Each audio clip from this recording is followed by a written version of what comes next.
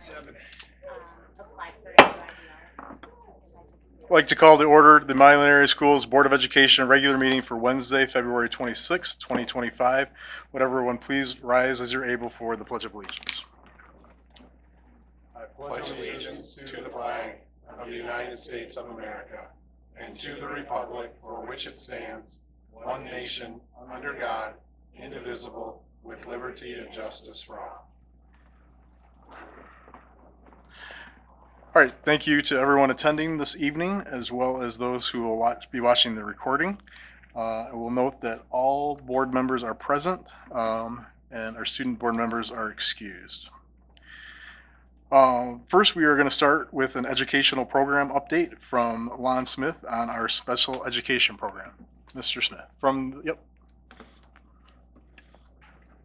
All right. Can everybody hear me okay?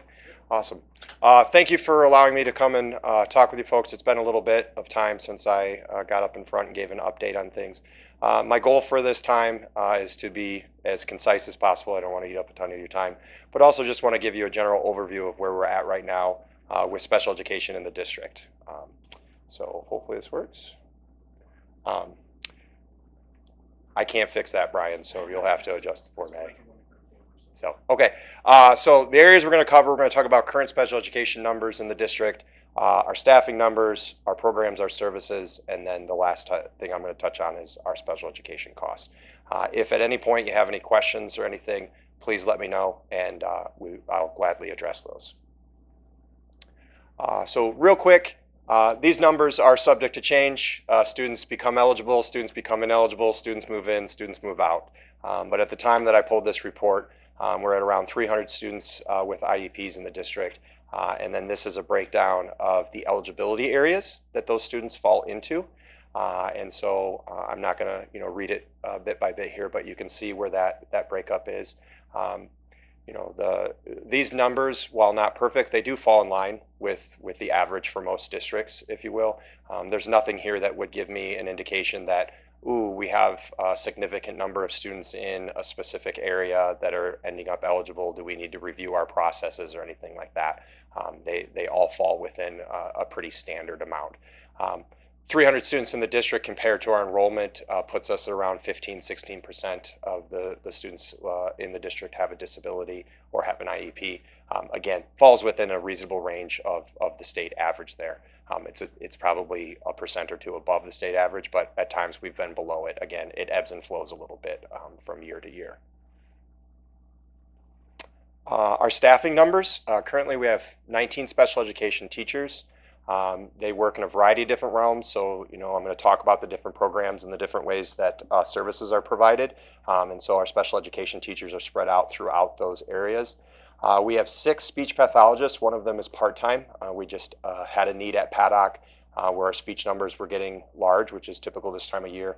And so we were able to add a part-time person to help offset some of those needs there and get the caseload numbers down to a little bit more manageable number. We currently have 6 social workers in the district. Just noting, one of those social workers is our district-wide social worker who primarily supports our families and our students in helping them access resources in the community. However, she does provide direct services to our young adult program as well. So there is a portion of her that is covering special education. She also provides supervision to all of our social workers. So some of our social workers are still working under their limited license, their first license, and they need supervision hours, and she's able to provide that for them, which is a great resource that we're able to do. Not every district has that ability to help those individuals out with that. We have 2 psychologists. They are split. One supports preschool through 4th grade, and the other one supports 5th through 12th grade. It's not the right number of grades to even split, but when you look at the number of evaluations that you have to do, it is a pretty equal split there, and they work very collaboratively together on those. We have 3 behavior specialists, so we have a full-time behavior specialist at Paddock, Simons in the middle school, and then our occupational therapist and our physical therapist, they're both contracted, and they're both part-time, and their hours just depend on the needs of our students and where they're at and what level of services they might need at any given time. Shifting to our programs, I'll start at the lower level. So we have early childhood special education classroom. So this is specifically for students who are 3 to 5 years old. It is a self-contained special education classroom. and currently it operates Monday through Thursday from 9 to noon. We have always had an early childhood, an ECSE classroom here. What's great is we're down to one section or one half day of that classroom. And it's not because the numbers went away or anything. The last couple of years, we've increased our inclusive efforts at the preschool level. So a lot of students that maybe years ago would have been in the ECSE classroom for half their day are now in GSRP, or they're in one of the tuition classrooms with their non-disabled peers. And they're getting their supports and their services met in that classroom environment. It more closely matches what we're doing K-12 with our students this way. And it was always one of those things that I would talk about and be like, we're a full inclusion district, except at preschool, but we're a full inclusion district. And so we're really doing that. And on top of that, thanks to Jesse Kishiyama, these students who are in the ECSE classroom, they start their day being included with their non-disabled peers. So they spend the first hour of their day interacting in a classroom with their non-disabled peers and doing activities and interactions together. So they do have that inclusive opportunity as well, with the goal of hoping to increase their ability to sustain in that environment and get them to the point where they can be out in a general preschool classroom. At the middle school, we do have some resource room classes. This is relatively new for us this year. It's focused on ELA and math, and so it is a designated time of their day. So for the 6th, 7th, and 8th graders, they're scheduled in. It's one of their classes. It's taking the place of their ELA or their math class. And again, this is our first year doing this, and we felt that our full inclusion model is able to be very successful for students kindergarten through 4th grade. And then for some of our students, there becomes a little bit bigger gap in their reading, writing, math skills. And we've been able to accommodate for them in the classroom and make the appropriate modifications.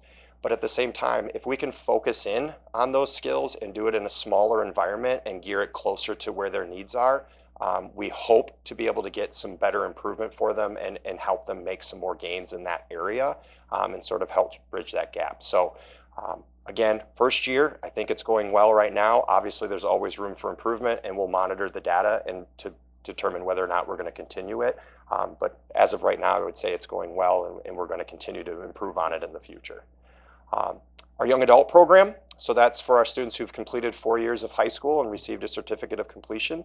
Those students are usually 18 to 26 years old. So if we remember, in Michigan, you're eligible for special education services through age 26, which is different than the federal guideline, which is 21. It's a community-based instructional program, so they're out in the community just about every single day. A few days a week, they go to job sites and they work, and they have supported employment there. And then a day a week they go to Kroger and they do their shopping for their meals for the week. And then a day a week they go do a recreational activity of some point.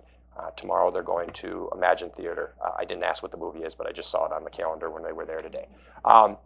Those job skills, daily living skills, those things are being incorporated. They're being modified and adjusted to the needs of the students. So we have a wide variety of needs there and a wide variety of abilities. And so we adjust those and individualize those. Those students spend time planning their meals for the week. So Monday they're planning out their meals, and then they're budgeting, and they're going online and finding out, well, how much does this cost? Can I afford this? And then creating that shopping list. And then on Tuesday they go to Kroger and they shop for those items, come back, stock their cupboards with their items, put them in their section of the refrigerator, and then every day for their snack or for their lunch, then they're preparing those meals that they've planned out for the week. So that's a life skill, that's a job skill, that's all of those different things to be able to budget that. When they're out at the jobs, we have a lot of good sites. We're always looking for more sites, but we have a lot of good sites, and they're in the community, and they're going to a variety of different places. Usually, I think right now, they go in groups, and all of them have an adult that goes with them, a paraprofessional or the classroom teacher that goes with them. But we have had students who've got to a point where they can be independent at that job site, and so we're drop them off at the job site, they do their job, we come back and pick them up at the scheduled time, and they're able to do that. Many of our students have independent employment outside of what we're doing with them, and a handful of our students live independently right now. Students can stay through age 26. Not every student does. If they're, have met their goals and they feel like they're ready to move on and don't need our supports and services anymore, then they'll exit from the program. And we will have one student who is graduating this year, so I will be sending out information soon about that. So any of you who can make it for that, and we'll be celebrating that student closer to the end of the year. I'm going to try to do this as efficiently as I can, but we have a variety of different services that we provide to students. So our special education teachers, many of them are teacher consultants. And so you'll hear us talk about TCs. That's why I gave you the list of acronyms to look at, because I know sometimes that's fun to keep up with. So for us, we commonly refer to our special education teachers as TCs. So what that is they're providing supports and services to the students while they're in those gen ed classrooms. They're collaborating with the gen ed teachers. They might pull them out and pull them to their office or to their classroom space to work on specific skills related to their IEP. Our TCs are coordinating and collaborating with our paraprofessionals. They're creating the schedules, making sure the parapros have the things they need to be successful, communicating changes in those needs, getting that information out to them on a daily basis, because it can change daily depending on absences and things like that. They also collaborate and coordinate all of the IEPs, so scheduling the IEPs, writing the IEPs, making sure that we're providing the accommodations, all of the logging and all of the things that go with that. And then they're in communication with parents, whether it's things are going well or there's something that needs to be addressed. They're kind of that point person for case management. Next, our speech and language pathologists. So they can have some similar roles. Students can sometimes only have speech services on their IEP. And so when that happens, it's typically at the younger ages. Maybe they have an articulation issue that they're working through, things like that. The speech pathologist assumes that case manager role. So they're doing all those things that I just described that a TC would do. They also do evaluations for students for eligibility purposes. Social workers. For those of you who've been around a while, when I started 13 years ago, we had 1 social worker, and we now have 6, so that's awesome. So we have a full-time social worker in every building, 2 full-time social workers at the middle school. With the changes that we made, we knew we needed to add support there. So I will say that's a part that I'm very proud of as a district that we implemented and that we recognized was a need. Obviously, they have a responsibility for conducting evaluations and being a part of those evaluation teams. There's a couple eligibilities that they're a required member of, and then there's just other times that they're a part of it because the student has that social emotional need. Again, they provide supports to our special ed students and also to our general education students, right? We're trying to help meet those needs in a way as an intervention to maybe help them not become special education students if we can meet their needs where they're at and give them the skills that they need. So they collaborate with the building administration, the gen ed teachers, with parents, families. They're in constant contact with outside community agencies. A little bit trailing off here for a second, but one of the reasons we added that district-wide position was our social workers gave us feedback a few years ago that there was so much community need. There were so many things that families needed help connecting with, and our social workers just didn't have the time to commit to that they wanted to because they were meeting the needs of the students in the moment. And so we added that position to meet that need, to bridge that gap between what the students need here in school and what community resources are out there. And so that position has been greatly utilized, and that all came from the social workers asking, this is what we need to better support the Milan community. Occupational therapy and physical therapy, again, those are part-time folks with us. They evaluate students for eligibility. They provide direct or consultative services to our students. So sometimes they work directly with the student to help them with either a gross motor or a fine motor need. And then sometimes our students make progress in those areas and they don't necessarily need that direct service. So they might shift to something more like consultative services where they're checking in with them periodically. They're in contact with the case managers, the TCs, the other folks, just to see how things are happening. Things change. At one moment, a student might be doing really well and they're able to access everything in school. And then something happens and all of a sudden they're having a struggle, and we can contact the OT or the PT and be like, hey, can you come in, take a look, see what's going on? Is there a better way to do this? With the occupational therapy or the fine motor needs, things change, right? We're using a lot of technology, but that doesn't mean that every student is able to access those things. We assume at this point voice to text just works for everyone, but if we have a little bit of an issue with that, there might be other resources that we could utilize, and they can be a part of that process for us. Our behavior specialists, again, we have 3 of them. They primarily are working to support the staff with implementing behavior plans and giving them the training. So our behavior specialists, they conduct functional behavior assessments. So they'll take and look at what's the data we've collected around a student's behavior? Can we figure out, is there a time of day? What seems to be the cause of it? Is it only happening in a certain location? All of those different variables. They look at that, they determine, hey, we think this is the function of the behavior, then they can help create a behavior plan that will address that function of the behavior. And then from there, ideally, they are training the staff to implement that behavior plan.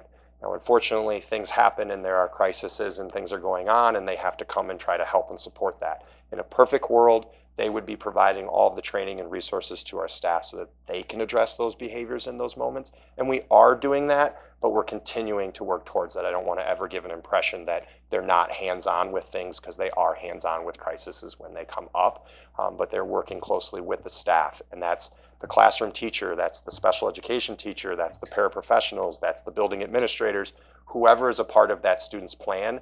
It's their role and their responsibility to help train them in that plan, take their feedback in.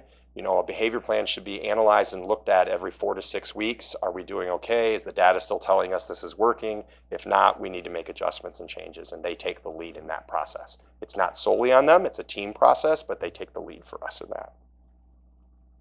Our school psychologist, like I said, when I started, we had 1. We now have 2. It definitely makes the workload more manageable for them. They're able to be a more collaborative part of our intervention process, right? So we have a lot of great interventions that we provide our students, especially at the younger grades. But sometimes students aren't necessarily responding to those interventions, and we have to make that decision of, okay, do we need to be looking at potential special education eligibility? Our psychologists, with having 2 of them, are able to manage that workflow a lot better and have those regular meetings with the interventionist, looking at data. We want to make data-based decisions here and make sure that that's what's driving it. And have we tried multiple interventions? Where are we at? And they can help guide in that. Obviously, their primary responsibility is to do special education evaluations for students. They're involved in just about every eligibility area, so they help lead and guide that for us. Sometimes they're a standalone evaluator, but many times there's multiple people evaluating, and it's really good to have someone who can take the lead and help organize that group and organize all of that information. And then they collaborate and communicate with families when those determinations are being made. Next, I'm going to jump into the budget areas. So last year, we were at just over $5 million of allowable costs in special education. Funding for special education, especially in Michigan, is a little bit unique and different. So I'll do my best to break this down for you. But it starts with the state determining what is called allowable cost. And so we try our best to make everything that we spend fall into the categories allowable cost. And it's a very broad category. It's not super hard to get those to fit into. Once we have all those allowable costs, we submit that to the state. The state reviews it, looks at it, as long as they agree that those things fit the right categories and their allowable cost. Currently, they reimburse us about 35% of that cost. After that, the remaining amount of that cost goes to the ISD. They take a look at everything and make sure it's all good. And then utilizing the Act 18 millage funds, they then reimburse us the remaining amount of the cost depending on where they're at on everything. So the Act 18 millage, for those of you who remember, 7 or 8 years ago, there was an increase in that, which was great because that got us to a point where we were at or very close to 100% of our total cost being able to be reimbursed. And then this past November, kindly the voters approved the renewal of that millage, so we're able to maintain that and stay in that place. So with very few little exceptions, currently we are at about 100% reimbursement of our special education costs through those 2 different funding models, starting with the state and then with the Act 18. The next 2 bullets I have on there reference IDA flow-through money. So there is money that gets flowed through directly to us from the federal government, and it's just over $500,000 there. I don't want to give any impression that we're double dipping or being able to get costs from both things. There are specific areas that we put onto the IDA flow-through money or go through that route, and then those things would not be represented on that special education cost report that we submit to the state. So we don't get double amount, it's just here is this amount here from the feds, and we determine what it is that we spend that money on. Pretty much we spend that on staff, because if you spend that on items, there's a huge, very long auditing system that the feds have, which is a good thing to have, but it can be cumbersome. Whereas if you use a staff member for that, they just need you to verify every year that you continue to employ that staff member and that they're qualified to do it. So we cover or utilize most of that cost by providing or putting our staff or some of our staff onto that amount, and then that frees up a little bit of space on the other end. Not sure if you're going to ask the question or not, but it's the million-dollar question of, is there still IDA money and all those different things? I don't have the answer to that. I'm not freaking out or worrying about it a lot yet. We have to remember IDA is a federal law. So whether it is housed in the Department of Education or Health and Human Services or Department of Justice or wherever they want to put it, it's still a federal law. There's still a requirement to do those things. The other piece that's important to note is when IDA was first created and authorized, Congress was authorized to fund up to 40% of state special education costs. To date, they've never went above 20%. I think I gave an estimate earlier of about 18%, and Andrea gave me a look like, I think you're overestimating. So at the same time that they can fund things, they've never even come close to funding it at the level that they said they could. That being said, if for some reason that funding does completely go away, yes, there will be an impact. Obviously, we would lose this money that we're getting flowed through. There's also an impact at the state level. The state, some of the money they use to cover our allowable costs is the IDA flow-through money that they get. It's not a huge portion. They try to flow through the IDA money to the locals as best they can, well, through the ISD and then to the locals. But there would definitely be an impact. With that, I'm still not going to worry a ton because the Act 18 millage is a very nice buffer that we are blessed to have here in Washtenaw County. And so with that, I don't think that we would see a drastic impact immediately. There might be some steps to it that we would have to make adjustments, but there wouldn't be a drastic fall off right away. Some other pieces to realize is that state reimbursement part of 35%, that's in the last few years. It used to be 25, 26, 27%. So we were, or all of us as a county, were pulling a lot more from that Act 18 fund, and now we're not.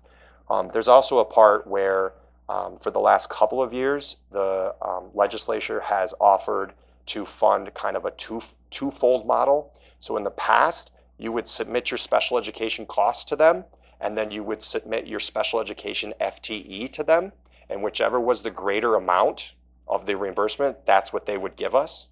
For the last 2 years, they're giving you your 35% or whatever the percentages of your reimbursable cost, and they've given us 75% of our FTE, or I believe this last year they gave us 100% of the special ed FTE as well.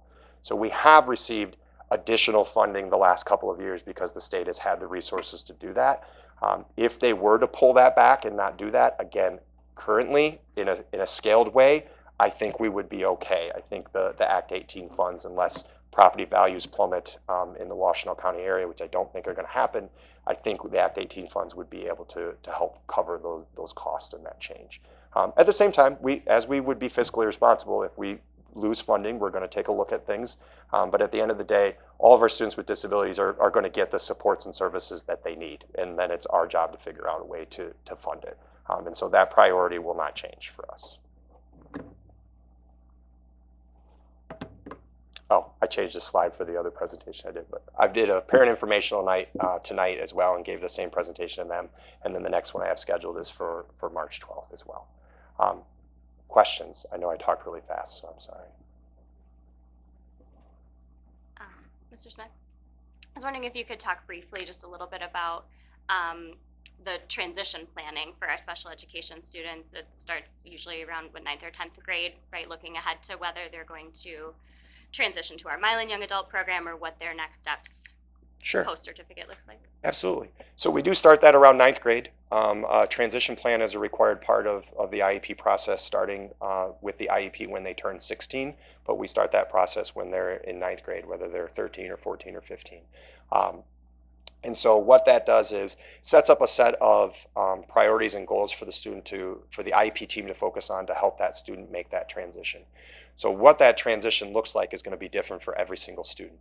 We have students that are going to graduate and they're going to go to a 4-year university. We have students that are going to graduate, they're going to go to trade school, they're going to graduate, and they're going to go out into the workforce. And then we have our students that are going to get a certificate of completion and they're going to go to the young adult program.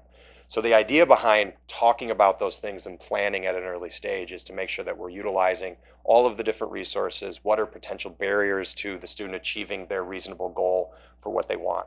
So the components are we do an assessment with them and we start talking with them about what type of career do you want? That career can look different vastly for every student, but what type of career do you want? Okay, if that's the career you want, what type of training or education might you need to achieve that career? Okay, at some point you're going to leave high school or leave K-12 education, hopefully move out of your parents' house as well and become an adult and independent. So what other things do you need help with to achieve that part of the goal? So it doesn't just focus on academics, and it doesn't just focus on job skills. It also focuses on, does this student know how to go to the post office? Do they know where the Secretary of State is? Do they know how to get their own driver's license? Do they know how to register to vote? All of those are the types of things that we would consider and look at. For some students, it's a very light plan because they have a very good plan. They're doing well in school, and again, that career, that focus they have is spot on, and they've done all the things they need to do. For other students, they don't know what they want to do, and so some of the focus of that transition plan could be, well, do we need to do some career exploration? Do we need to explore different things? Do we need to do an assessment to look at what are your strengths and weaknesses vocationally to know how much support might you need in order to achieve a goal of being independent as you can? Did that address that for you? Yes, thank you. It's a special interest of mine, given what I do. Yep. But yeah, I think that we generally do a pretty good job of that here, but I thought it was an opportunity for you to speak Sure. about Absolutely. what we do. So thank you. Yes, thank you.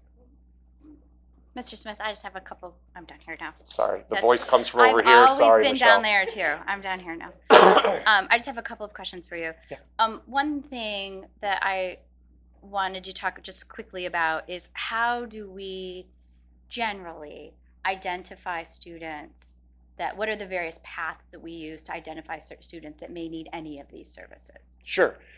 So one of it is we do lots of different evaluations of our students, right? We're doing running records on them. We're doing NWA evaluations. We do some screeners when they come into kindergarten.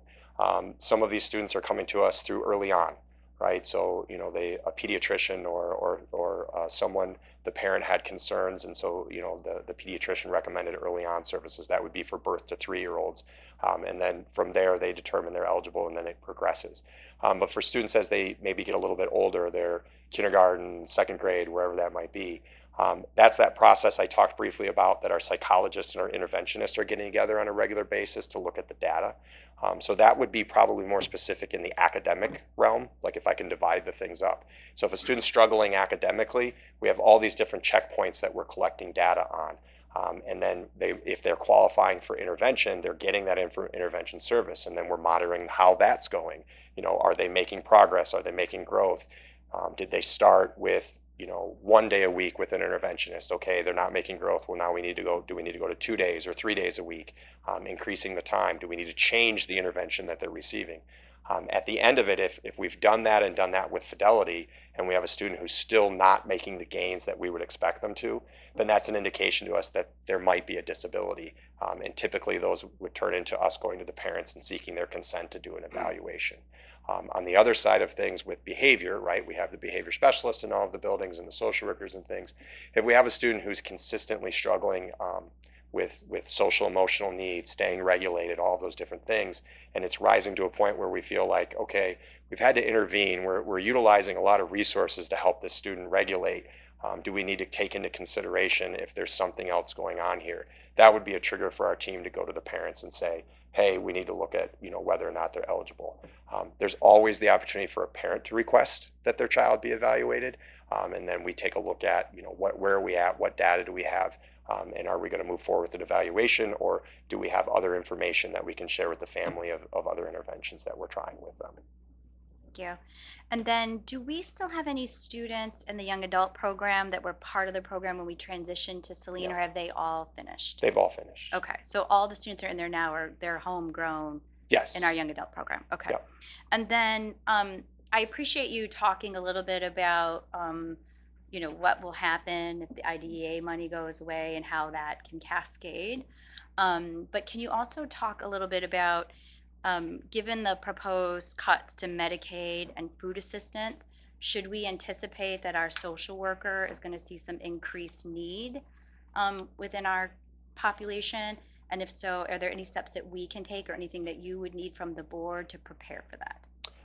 We are anticipating that there's the potential for that with all of the uncertainty at the federal level and whether or not some of those food assistance things are going to be an issue. It's a little tricky to figure out that exact number of what that need might be. And so we're already, Elise Hill, our district social worker, is in contact with Aid Milan and other resources to make sure that they're prepared to receive our families if that ends up being a need. We're trying to get communication out to them.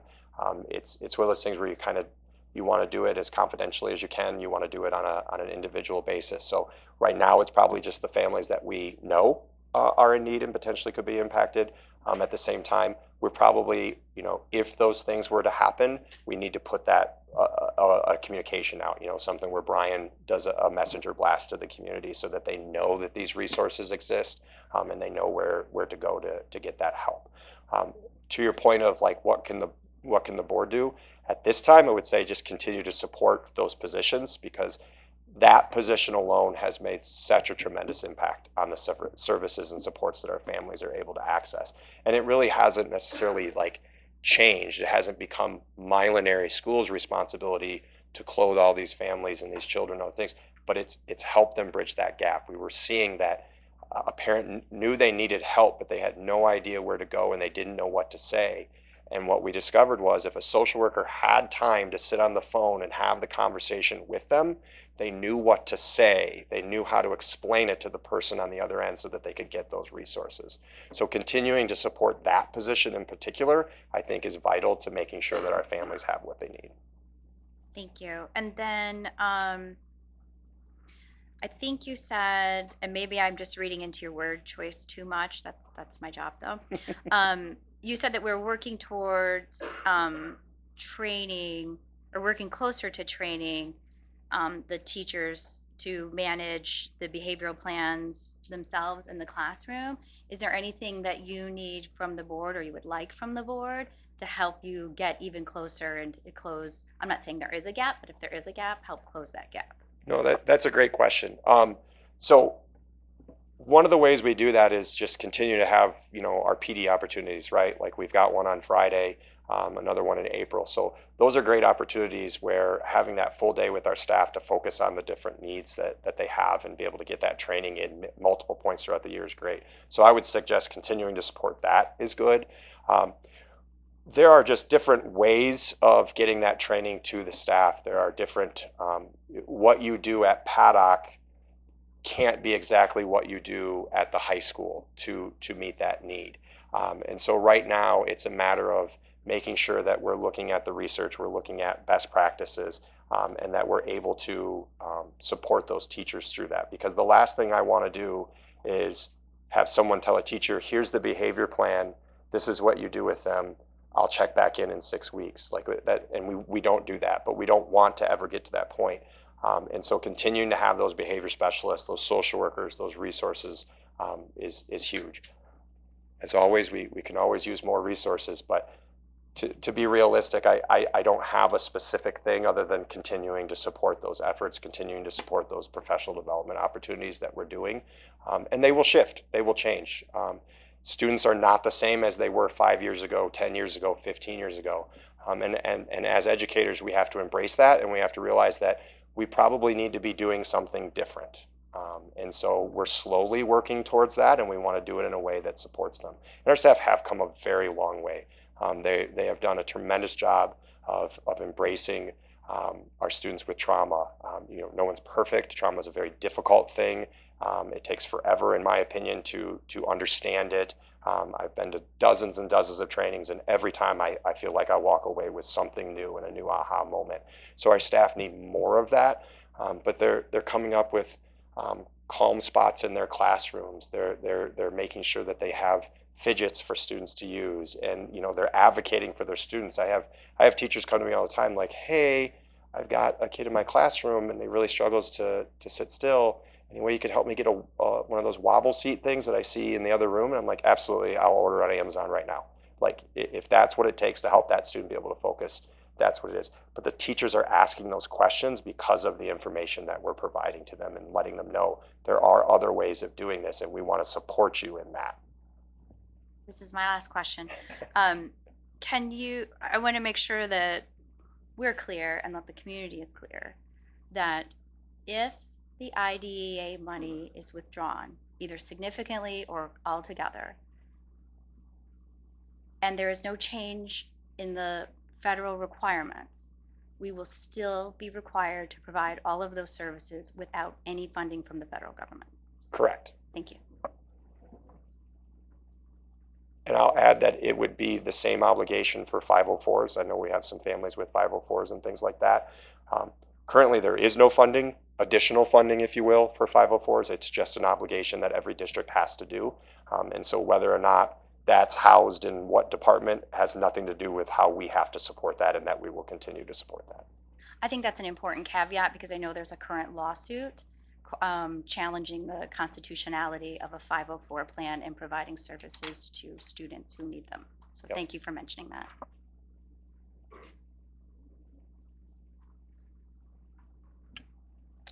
Other questions? Yeah, Ms. Gutierrez. Hi, Mr. Smith. Thank you for that very informative talk.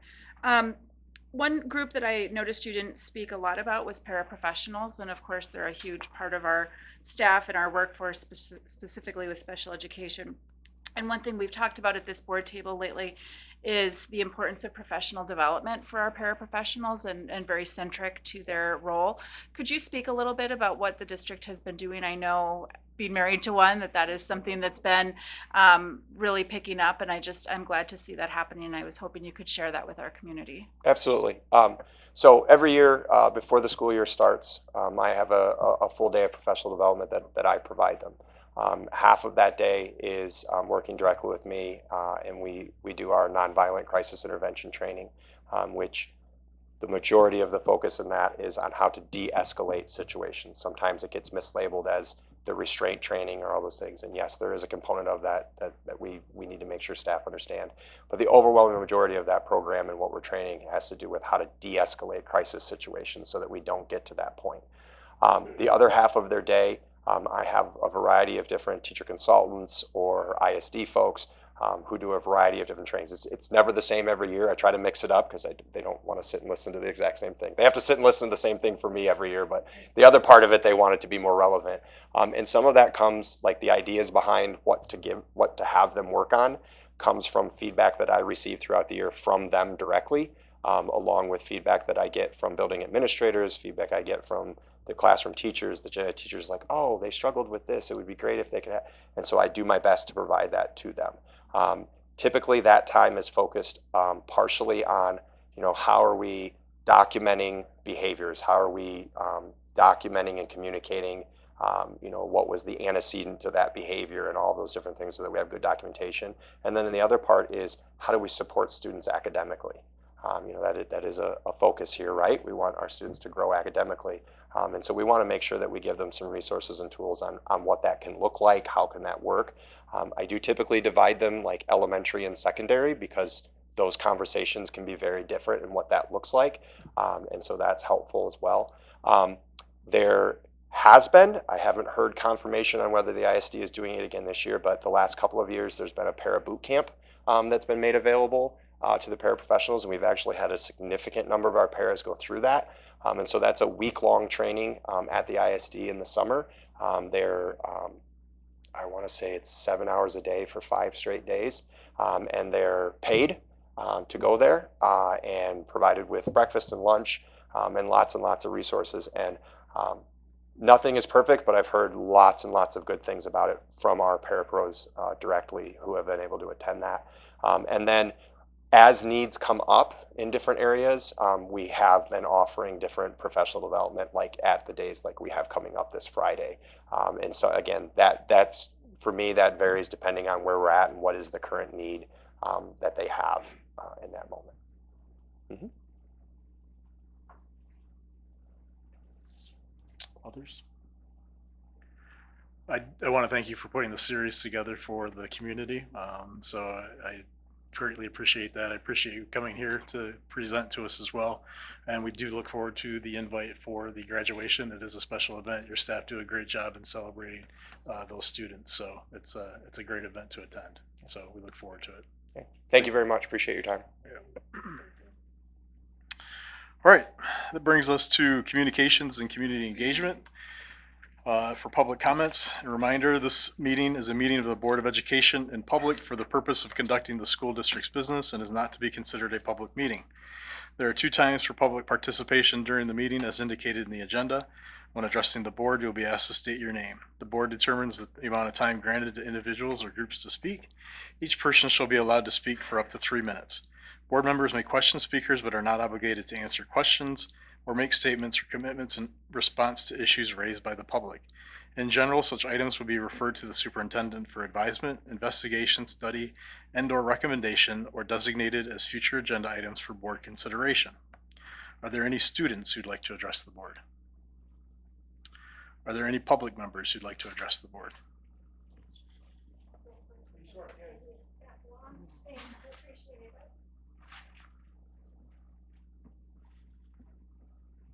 Thanks.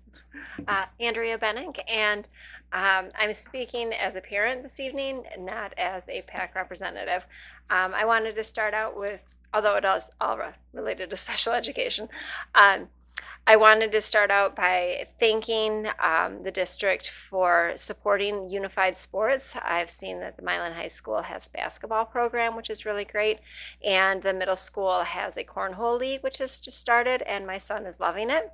I think that it's really awesome to highlight some of these extracurriculars that our students with disabilities can partner in with their typical developing peers to do some sports. Sports are a really great avenue for kids to work together and learn together and grow together. So really great programs. Thank you to Lon for putting on this series as well. It was well attended this evening. It was great to see some community members come out and very thoughtful questions and engaged in this seminar. And I look forward to the next one on March 12th. In regards to like para training that you were highlighting, Ms. Gutierrez, I really think it'd be great if our district had a handbook so that our paras who are hired in on an ongoing basis really had some basic tips and tricks, the acronyms that go along with special education, so that when they are hired in, they're able to jump in and be a little bit more effective at their job. The para boot camp is amazing. The training and professional development that goes on throughout the year is really great. But when we hire this staff in, they're expected to work with these students right away. And not everybody has a background in who's hired in here in working with kids. Not everybody has experience in working with kids with disabilities. So some of those just really basic things, it doesn't have to be huge. It can just be, a couple of pages on some ideas of things that are effective in engaging students, de-escalating techniques, things like that. I think that'd be really helpful for our paras to be successful right from the get-go.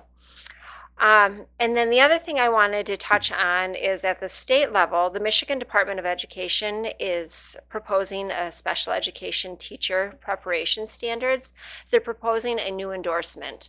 And this endorsement would broaden, I think, where special education teachers can serve their communities.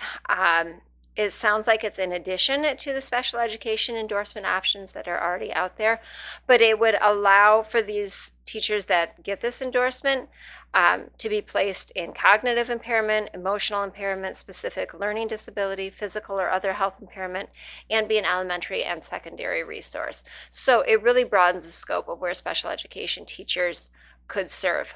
Now, it's not a done deal. It's just a proposal right now. I know the Michigan Department of Education is seeking public comment on this. On the surface, it sounds like it'd be a really great way to broaden our hiring abilities for special education teachers. But I'm not sure of the ins and outs. You'd have to go to Michigan Department of Education website to look at that proposal to see exactly what the endorsement would entail. But I wanted to highlight that they are seeking public comment on that, and it's something to pay attention to as standards and things change for our educators. So thank you. I appreciate your time this evening.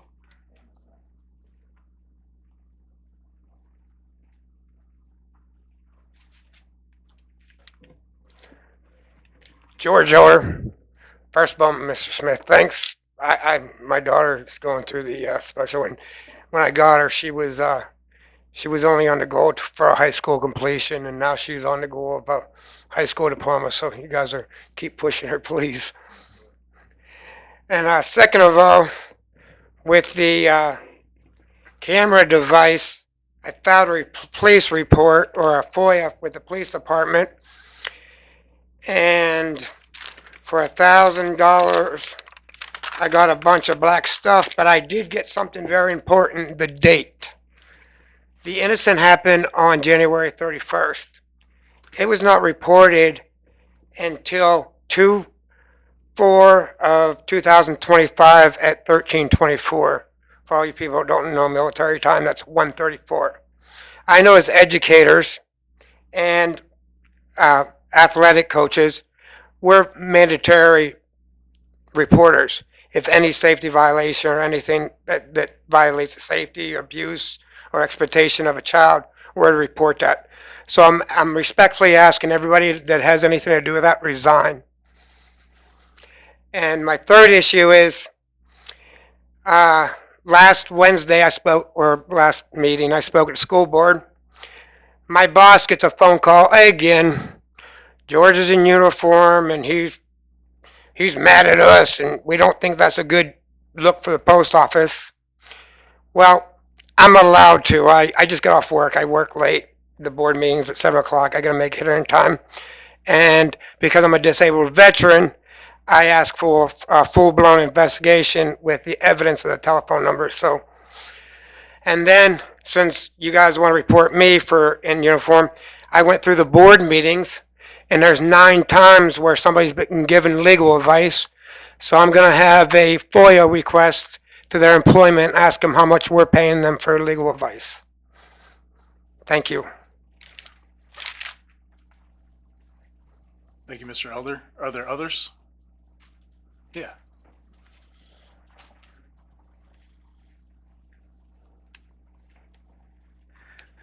Do I have to push anything? Or You're good. I'm You can hear you. to Yep. Good evening, everybody. Sean DeSarbo, reside at 707 Marvin Street. That might be illegal. Yeah, I remember.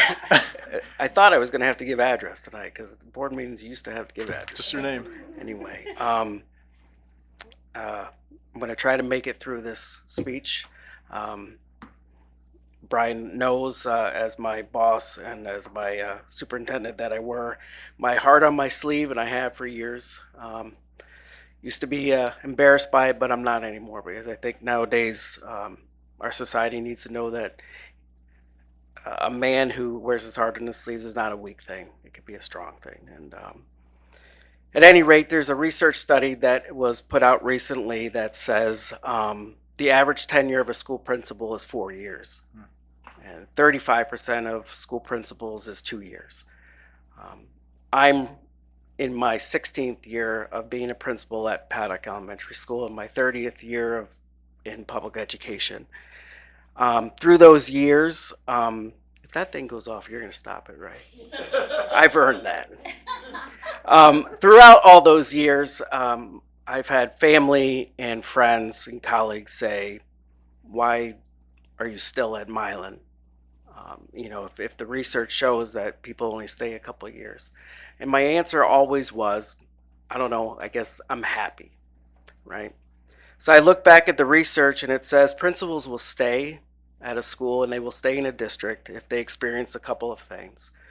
If they experience strong interpersonal relationships, if they experience building and district success, and if they experience support from internal and external stakeholders. So when reflecting on that, that's why I've stayed, and that's why I'm happy. That's why I was compelled to come this evening. Sarah Beckman, one of my administrative assistants, said you should listen to the board meeting. Some kind things were said about you. And so I did, and so I felt compelled to come here tonight.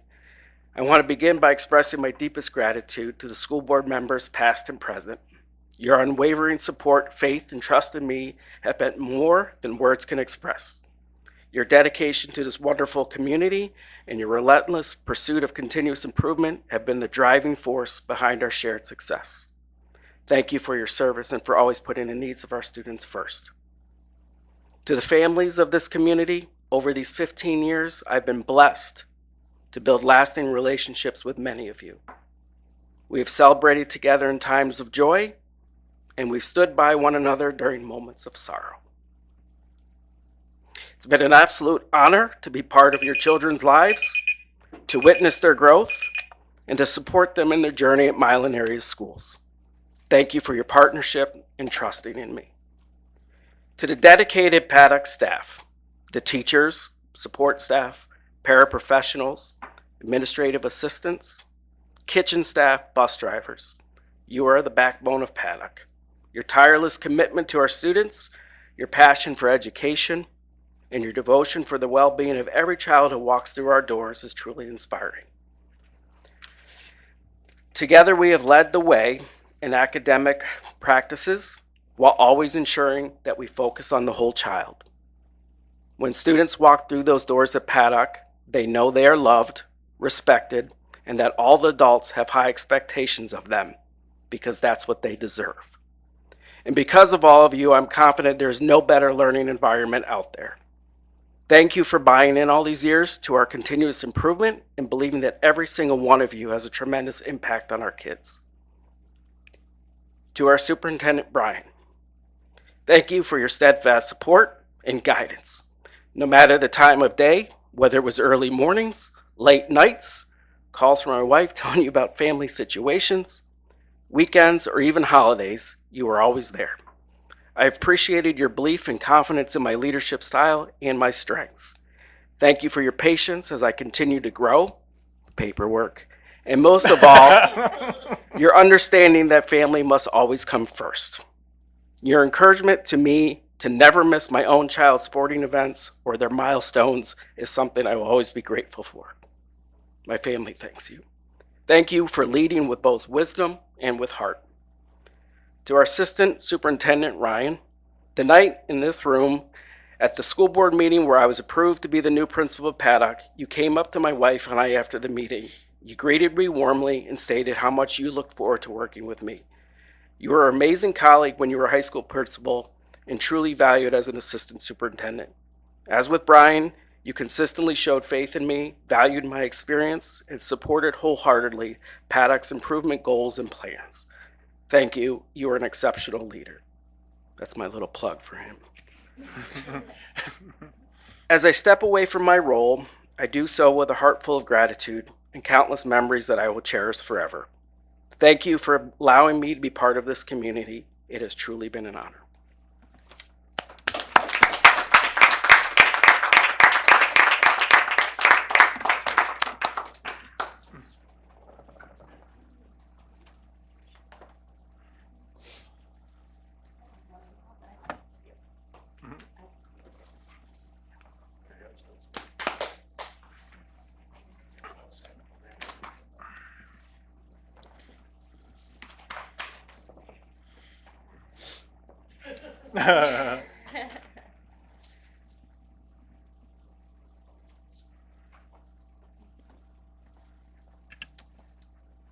Thank you, Mr. Sarbo. We appreciate it. We appreciate your service.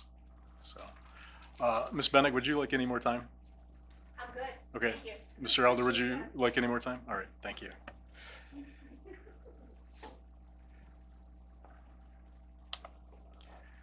All right. Next up, we're in our areas of strategic plan, personnel and leadership. We will give an update in regards to the superintendent selection process update. So last time, Ms. Gutierrez presented the data to us, and we talked about inviting Mr. McMahon, Assistant Superintendent, to have a conversation with the board at a meeting. So I did talk to Mr. McMahon to see if he was interested in that. And so he's going to come to the board meeting on March 12th and have a conversation with the board. We're going to talk about a little bit about what that's going to look like as we move forward. And then the other thing I want to mention is the Big Red Board Chat that we have next Tuesday, March 4th at 6:30 at Simon's. We'll get more word out about that. Mr. Gearbaugh has already sent out a communication on that, but we'll send out more communication where that Big Red Board Chat will be focused on the community input for the next principal to replace Mr. DeSarbo. And then also more on the superintendent selection update and some of the things that the community would like to inquire about the selection process and our discussion with Mr. McMahon. So that'll be hosted by the Personnel Committee again. So it'll be myself, Mr. Farrow, Ms. Gutierrez. Mr. Gearbaugh will be there, will be present as well in order to collate the feedback for the feedback for the principal position. So again, next Tuesday, March 4th, 6:30 at Simons. So with that, I do want to have a little bit of discussion about what we're going to ask of Mr. McMahon when he comes and has his conversation with us at the March 12th board meeting. Obviously, we're going to want him to bring some materials to us. We're going to ask some questions. Ms. Gutierrez has put together something for us to look at in regards to that, so I'll let her lead us through that. Ms. Gutierrez.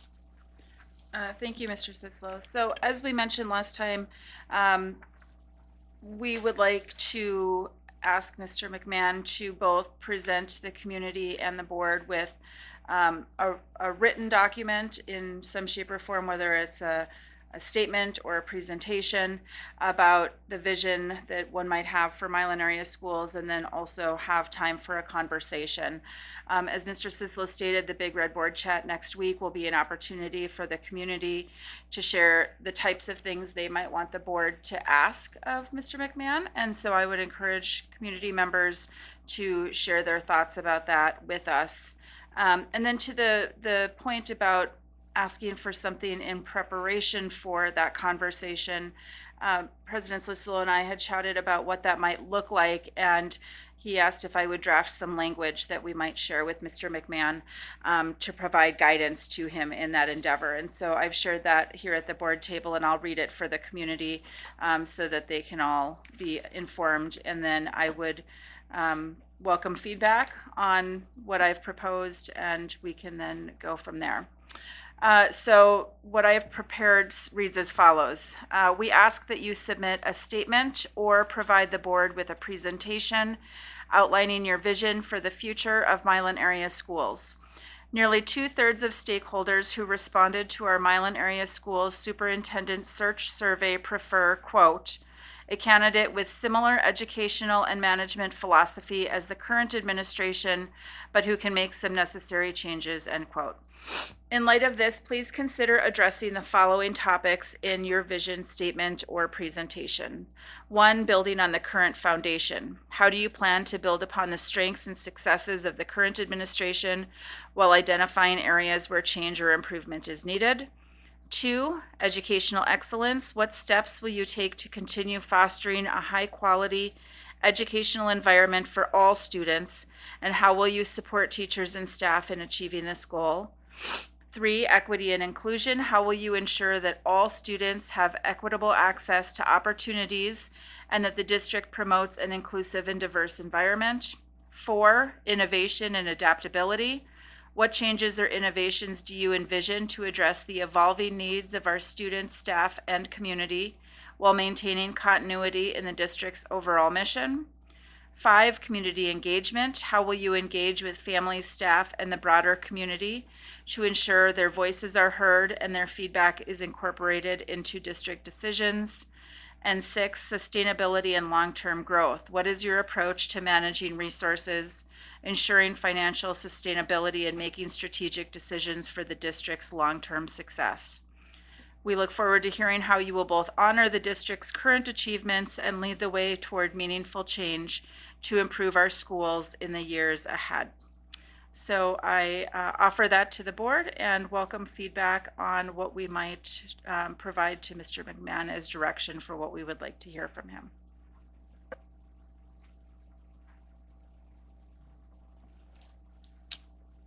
Thank you for putting that together. Any comments in regards to this, Ms. Pryor?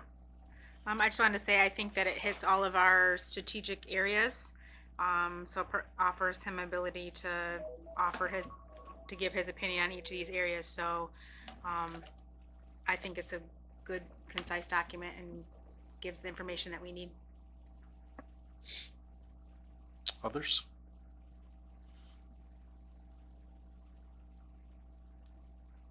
I think that speaks for itself, that it's well put together, and we can, I'll present this to Mr. McMahon, and then he can decide if he's going to do a written document or a presentation for the board for the 12th at the open session. So we will go from there.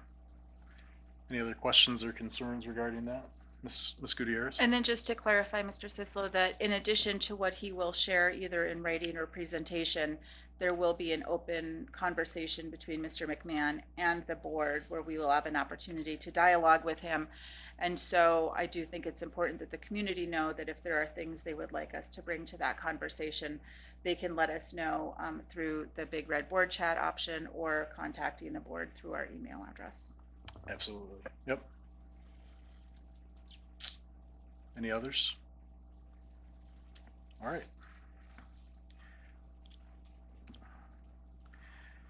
All right, that brings us back to public comment. Are there any students who'd like to address the board? Are there any public members who'd like to address the board?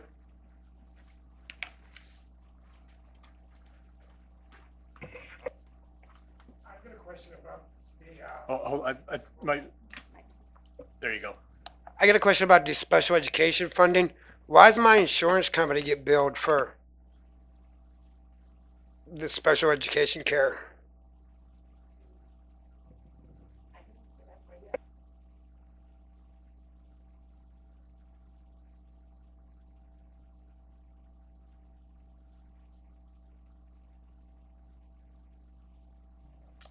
All right, thank you.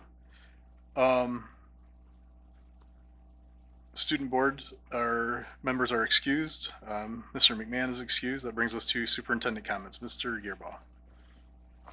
Thank you. A lot of wonderful things to share tonight about our students. We have one sport that's just kind of standing out above the rest right now, so there's going to be quite a bit about them. 6 members of our girls varsity bowling team battled on Friday the 21st to try and get into the top 7 slots out of a field of 48 bowlers in our region, which is Region 24. Team members of the varsity squad that competed were seniors Chase, and I'm not going to say all these names right, I apologize. Chase Cope, Izzy Boone Slaughter, and Jess Molina. We had junior Maggie Smith, sophomore Savannah Huff, and freshman Kenley Vandergrift.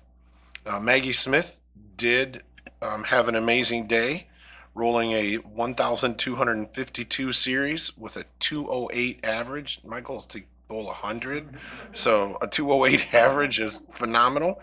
That put her in first place, and it also set a Milan program historical record by having a 2-time regional championship who was headed to the state finals.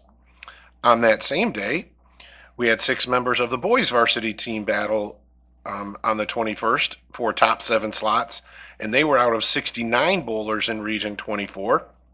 Team members of the varsity squad that competed were seniors Max Jennis, Clark Fries, Logan McLaren, and Ryan Holstrom, junior Anson Chittister, and freshman Brady Crawford.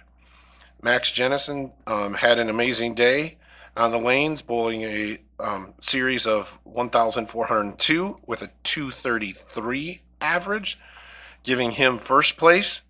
And again, a Milan program historical significance of qualifying for the state finals. Brady Crawford landed in 6th place with a series of 1,213, 202 average to become the first Milan freshman to be a boys state qualifier. So that's the individual qualifications for state. Then you can turn around and by finishing in 2nd place, the Milan girls varsity bowling team qualified to return to the state finals as a team for the 2nd year in a row. And by finishing in 2nd place, the Milan boys varsity team qualified to return to the state finals for a 2nd year in a row. So a lot to say about our bowling coaches, our bowling program. this really, if you just go back 5 to 10 years, it was just something for the kids to go and do to stay busy, and now we're competing at the state level. It's pretty impressive. The Milan High School production of Seussical the Musical will be performed on March 7th at 7 p.m., March 8th at 7 p.m., March 9th at 2 p.m., March 14th at 7 p.m., and March 15th at 1 p.m. and 7 p.m. The Milan Middle School production of The Wizard of Oz will be performed on March 25th at 7 p.m., March 26th at 2 p.m. and 7 p.m., and March 27th at 7 p.m. Mr. Gerba, Oh, did I get I something? apologize for the interruption, but the middle school is April 25, 26, Oh. 27. I, you know what? I cut and paste and didn't fix it. So all those dates are April. Thank you for correcting me. Would normally never interrupt. No, you needed to interrupt me.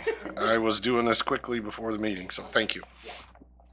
The Paddock versus Simons basketball game will take place tomorrow at 5:30 p.m. in the Simons Elementary School gym. Please come out to support your favorite team. Admission is free, but students must be accompanied by an adult. So please keep that in mind, families, as you're planning your evening tomorrow. The February 19th Sun-Times News included an amazing article about our Be Nice program in Milan area schools. This program provides an evidence-based approach to behavioral and mental health education for students in kindergarten through 12th grade. Make sure to look up the article to learn more about this amazing program. Some staff updates. Nancy Tetens will be serving as our interim principal of Paddock Elementary School starting on March 17th. She will serve in this role for the remainder of the 24-25 school year, as we are posting and hiring for a July 1 start date for the new principal. For those that do not know, Ms. Tetens is a retired Milan area schools teacher, librarian, Paddock assistant principal, and Simons principal. She was actually the first principal of Simons Elementary School when it opened in 2004. Ms. Tetens has been working at Paddock in a couple of smaller roles for several years. She also filled in for Mr. DeSarbo when he had some family emergencies and had to be out of the building. She knows the staff and the students, and we're excited to have her fill this role temporarily for the remainder of the year. The Milan Transportation Department achieved a 100% pass rate on the annual state police inspections for the 23-24 school year. We also just wrapped up our inspections for the 24-25 school year, and they again received a 100% pass rate. Our records, and we don't have records beyond this, we have had a 100% bus pass rate for 23 consecutive years. We have not had a yellow tag or a red tag. Every single bus is green tag. That's a pretty impressive record, and I will tell you that comes from many different things. One, this board buying buses when we need them. Two, our mechanics keeping them up. Three, our drivers reporting things when they have problems with their buses, not letting it go and become a bigger problem. This takes the entire transportation department. A lot goes to our mechanics because they're the ones that wrench on them regularly, but they tell me over and over again, if the drivers don't tell us what's going on, we don't know what to fix. Now, more importantly, our mechanics earned a special honor this year. Our mechanics received what is called a challenge coin from the state police.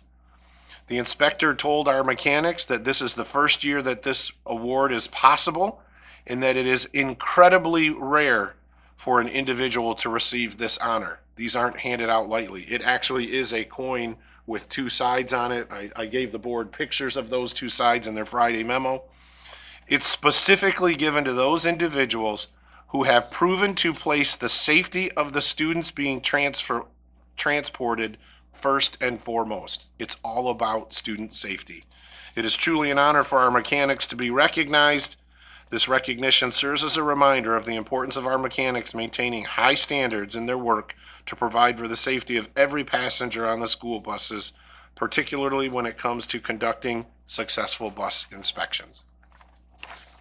I will piggyback on Mr. Sislo. The next Big Red Board Chat is scheduled for Tuesday, March 4th from 6:30 to 8 p.m. in the Simons Elementary School Theater. The main topics for the Big Red Chat are the Paddock Principal selection process input and the superintendent selection process update. Remember, while each Big Red Board Chat has a main topic, questions and comments on any school-related topic will be accepted. And lastly, a reminder that there is no school this Friday. Milan teachers will be involved in staff professional development activities throughout the day. Thank you. Thank you, Mr. Gearbaugh. That brings us to board member comments. Ms. Heike. I'll go. First, I want to thank Carrie and the rest of the team for putting all of this together and working so hard on the superintendent selection process. I know there's a lot of work that's gone into that, and I appreciate all the time and dedication that you guys have put into it. I want to congratulate the bowling team also. I did the last couple meetings. It's just, I don't know how they do that. That's crazy. So congratulations and good luck. I attended the United basketball game 3 weeks ago against Dexter, and it was a lot of fun. And there were a lot of students of various abilities just attending and watching and cheering. And the Dexter parents, full disclosure, I have a godson that plays for Dexter. And the Dexter parents were so grateful of Herb Morlock because Herb was in a full official uniform, like the white striped shirt. He had a whistle. He was doing the pointing. Like he did the whole thing. So it felt more like a real basketball game. And according to my dear friends from Dexter, that was the first game they had been at where they had an official and it was treated like a real game. Like the scoreboard was going, the buzzers were going, like it was so much fun. And the kids, you could see, they just had so much fun. And then all the kids kind of got together afterwards and they were mingling with one another and the parents were mingling with one another. It was just a truly joyful experience.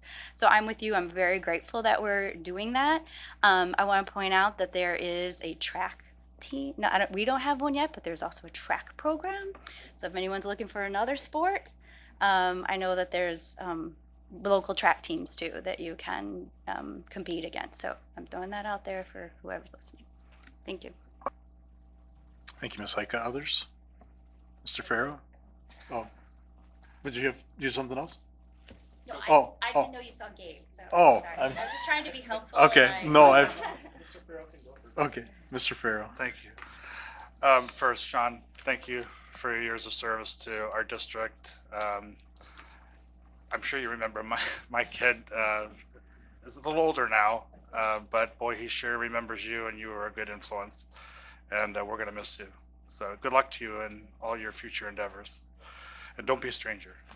I also want to comment on the students and staff are getting ready for this at Simon's Elementary School for the big student staff basketball game tomorrow at Simon's Gym at 5:30.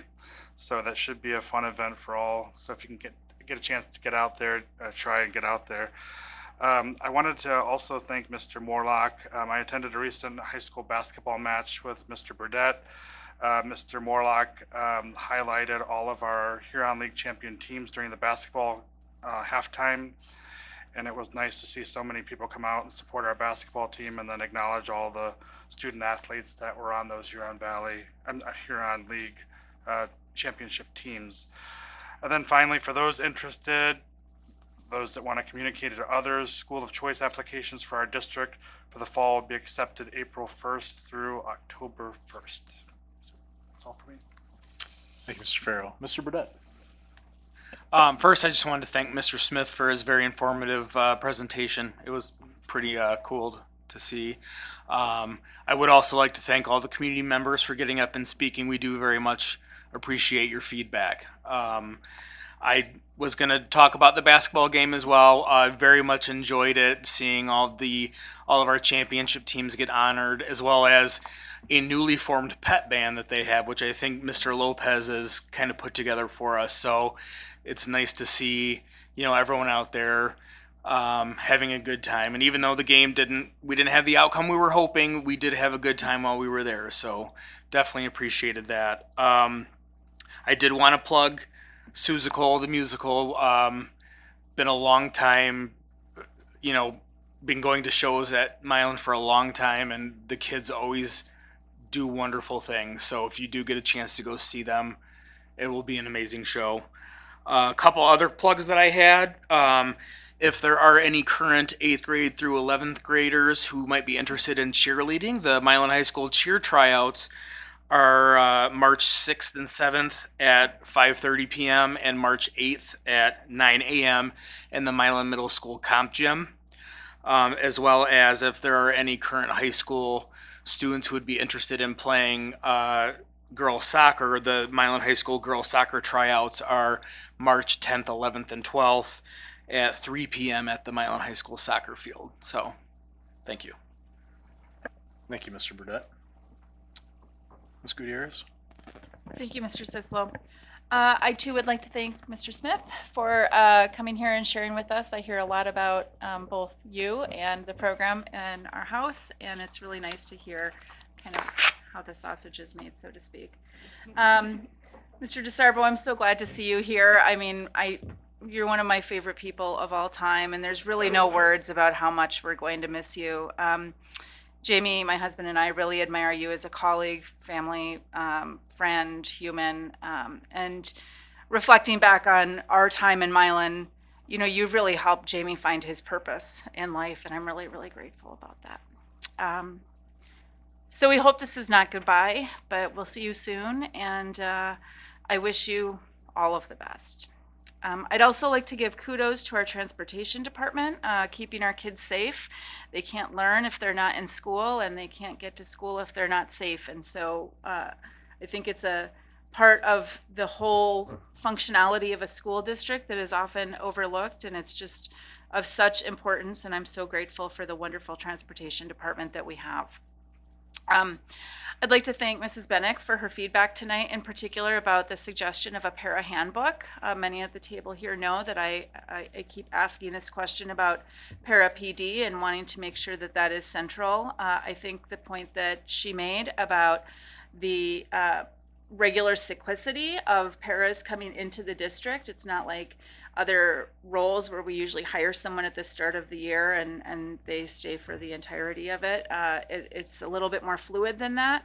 And so I would like to continue to think about how we prioritize paracentric PD throughout the year and offer onboarding and regular updates to that profession so that we can make sure that paras, regardless of when they're coming into the district, are getting the best support and resources that they need. So I thank you for that suggestion, Mrs. Bennick. The other thing I also wanted to mention is last Friday I was in Lansing. I attended the labor relations workshop offered through MASB. It was a one-day workshop and it offered large and small group sessions on a variety of different topics, including a review of the 2024 bargaining season, the state of healthcare in Michigan's public schools, which is fascinating and really ever-changing landscape, and so that was really helpful to kind of hear that from the source.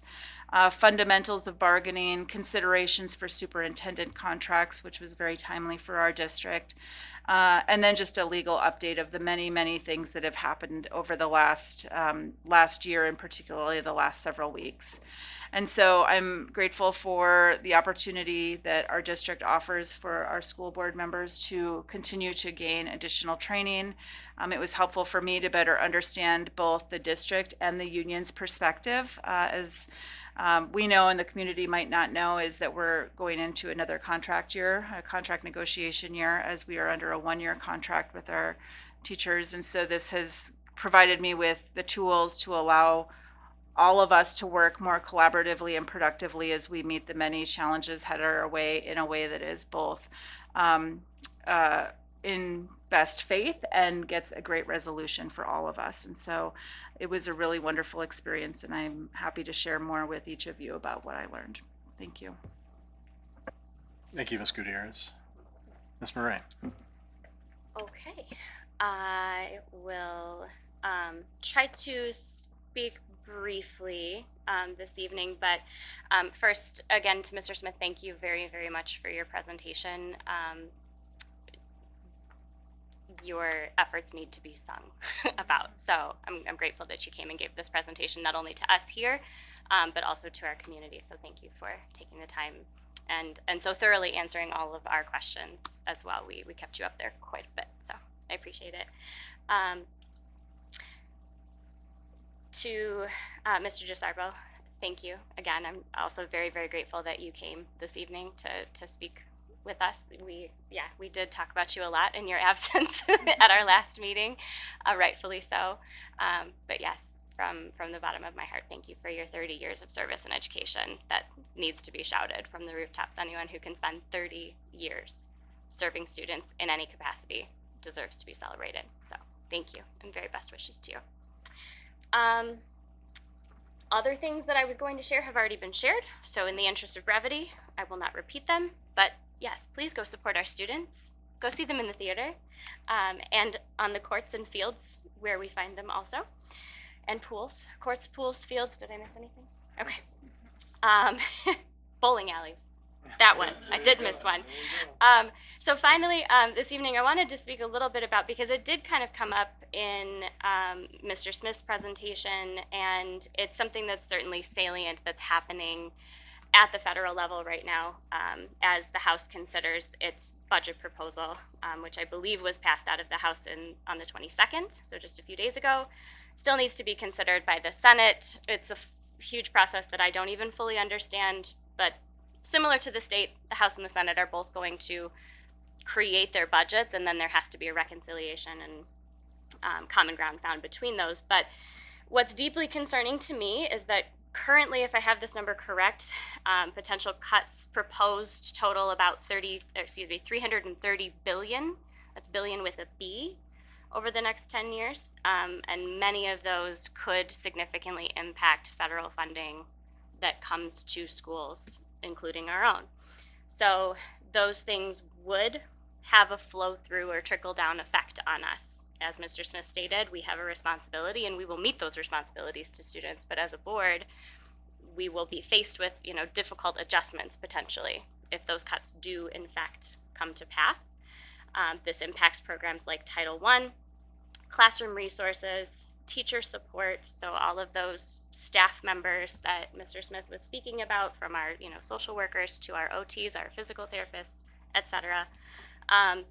And then again, I am not an expert on Medicare and Medicaid, but for our students, especially students with complex medical needs that need to be addressed at school, where I work, I support students at High Point School, and we have many students with what my colleagues call complex bodies. They just have very unique needs, and they have not only educational services that are provided to them at school, but also medical services.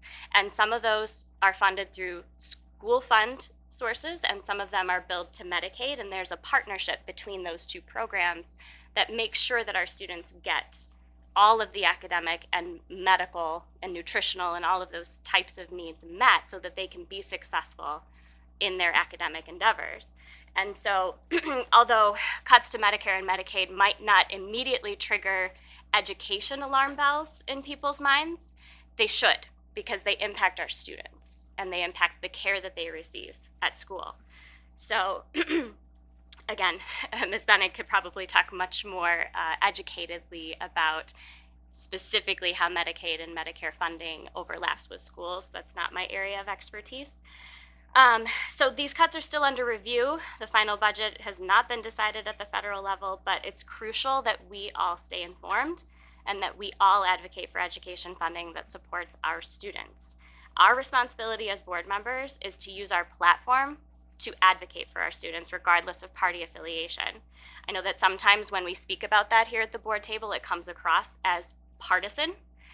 However, I'd like to remind the community that we were just as critical of our Democratic state leadership in their last budget cycle when they did not increase our foundation allowance, for example.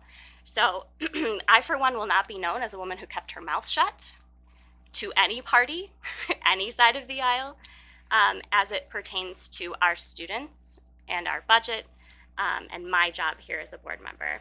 So I want to encourage all of our community members, again, to please engage in advocacy as you feel capable, comfortable, and informed to do so. And I wanted to share, I've been using there's an app, it's called 5 Calls. It's free, and it uses your geographic location, or you can put in your zip code, and it tells you exactly who your representatives are at each level. It provides you with hourly, sometimes updates about how those representatives have voted on current issues before they're elected, their legislative bodies. And then it very easily provides you with scripts to call about certain issues. It provides you with their contact information. It makes advocacy much, much, much easier. So with that, I will close. But please do stay abreast of everything that is happening, both at our federal and our state levels, as it pertains to our students' resources. Thank you. Thank you, Ms. Murray. I'll just echo a lot of the things. Thank you to our community members who are here this evening. Also, thank you to the staff who are here, especially after a long day, to be here after your work. We appreciate that. To Mr. DeSarbo, not everybody got the memo that we're only supposed to talk nice about you when you're not here. So, but we appreciate you coming this evening and sharing your thoughts, and well-deserved, and we appreciate everything that you've provided to us and our students. So, and then our transportation staff is just outstanding. There's no words. Talking about staying after, I know we invited them last year to come, so perhaps we look at that again to have them come. I hesitate to do that again because just having them stay later, but they did have great attendance when they were here, so I would like to look at honoring them at a board meeting because it's well deserved. So, because the one thing that for Miss Leacher that I always remember what she said is that our bus drivers that's the first staff member they see and the last staff member many of our students see during the day. So that's how they start their day and end their day with our transportation department. So they are a very important cog in what we provide the students of Milan. So any other comments or concerns? All right, this meeting is adjourned at 8:27.